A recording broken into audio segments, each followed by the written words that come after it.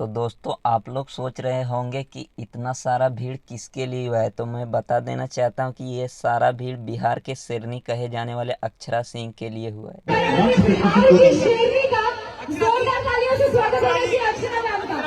स्वागत करती हूँ, बहुत बहुत अभिनंदन करती हूँ। पहले तो मुझे मौका मिला आपसे मिलने का, बहुत बहुत क्या बात है।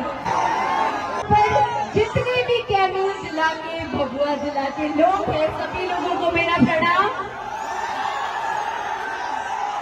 काफी सालों बाद आप लोगों को इस तरीके से देख के, इतना प्यार देख के मैं निशब्द हूँ। मेरे पास कुछ कहने के लिए है नहीं। बहुत बहुत शुक्रिया आज यहाँ पर उपस्थित होने के लिए।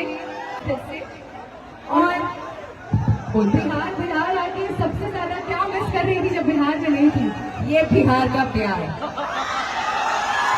ये पार्वती पते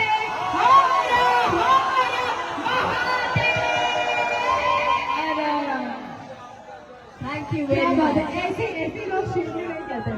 एक पहाड़ में पूरे बिहार को इकट्ठा कर दिया यहाँ पे। दोस्तों अगर आपको भी लगता है कि अक्षरा सिंह बिहार की शेरनी है तो इस वीडियो को लाइक और चैनल को सब्सक्राइब जरूर कीजिएगा। Thanks for watching, love you all.